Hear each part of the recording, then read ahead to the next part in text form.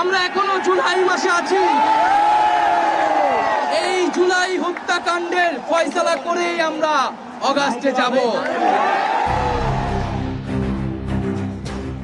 জুলাইয়ে ছাত্র জনতার আন্দোলনে নেতৃত্বদানকারী অন্যতম ৩ সমন্বয়ক নাহিদ ইসলাম, আসিফ মাহমুদ, সজীব ভুঁইয়া এবং মাহফুজ আলম তীব্র আন্দোলনের মুখে শেখ হাসিনার পতন হলে অন্তর্বর্তী সরকারের উপদেষ্টা পরিষদে ছাত্রদের প্রতিনিধি হিসেবে যুক্ত হন তারা ৩ জন। সামলাচ্ছেন সরকারের গুরুত্বপূর্ণ মন্ত্রণালয়গুলো। কিন্তু অন্তর্বর্তী সরকার গঠনের ৫ মাস যেতে না যেতেই তাদের পদত্যাগের গুঞ্জন সামনে আসছে, যা নিয়ে শুরু হয়েছে নানা জল্পনা কল্পনা। জাতীয় দৈনিক আমার দেশের বরাতে জানা গেছে, আগামী ১৫ই ফেব্রুয়ারির মধ্যে সরকার থেকে পদত্যাগ করতে যাচ্ছেন অন্তর্বর্তী সরকারের তথ্য উপদেষ্টা নাহিদ ইসলাম এবং যুব ও ক্রীড়া উপদেষ্টা আসিফ মাহমুদ। আর আগামী জুন মাসে পদত্যাগ করতে পারেন সরকারের আরেক উপদেষ্টা মাহফুজ আলম।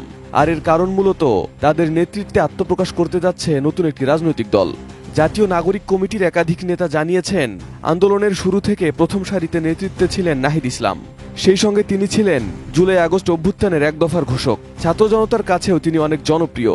তাই নতুন দলটির নেতৃত্বে আসবেন নাহিদ ইসলাম। আমার দেশ বলছে, আগামী 15ই ফেব্রুয়ারির মধ্যে দল ঘোষণা করতে চায় অভ্যুত্থানে নেতৃত্ব দানকারী শিক্ষার্থীদের সংগঠন জাতীয় নাগরিক কমিটি ও বৈষম্য বিরোধী ছাত্র আন্দোলন। নতুন দল ঘোষণার আগে ২৪ দফার ইশতেহার তৈরিতে কাজ করছে তারা। এজন্য ১৭ সদস্যের একটি কমিটি কাজ করছে বলে জানা গেছে। মূলত ২৪-এর গণ অভ্যুত্থানের মুখে শেখ হাসিনার পতনের পর সামনে আসে ছাত্রদের নেতৃত্বে দেশে নতুন রাজনৈতিক দল গঠনের কথা। অভ্যুত্থানের ৫ মাস পেরিয়ে গেলেও এখন পর্যন্ত দল গঠনের কোনো অফিসিয়াল ঘোষণা আসেনি। তবে ঘোষণা না আসলেও দেশের রাজনৈতিক অঙ্গনে এ নিয়ে নানা আলোচনা সমালোচনাও কম হচ্ছে না।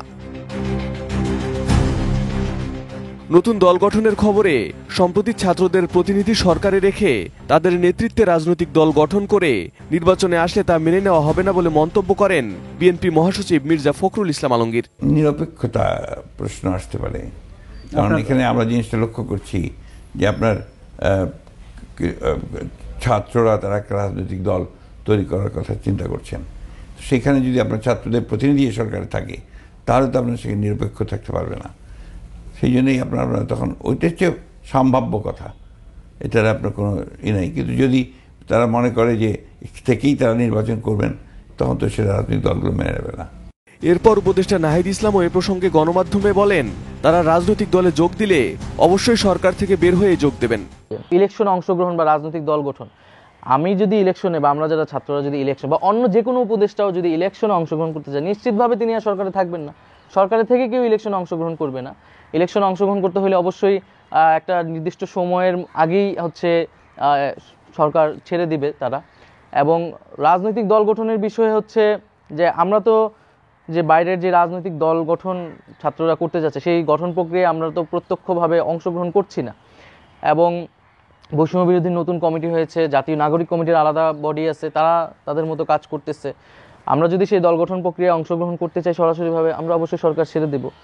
এদিকে সম্প্রতি জাতীয় নাগরিক কমিটির একটি বৈঠকে বেশিরভাগ সদস্য মতামত দিয়েছেন যে অন্তর্বর্তী সরকারে থাকা এক বা একাধিক ছাত্র উপদেষ্টার পদত্যাগ করা উচিত।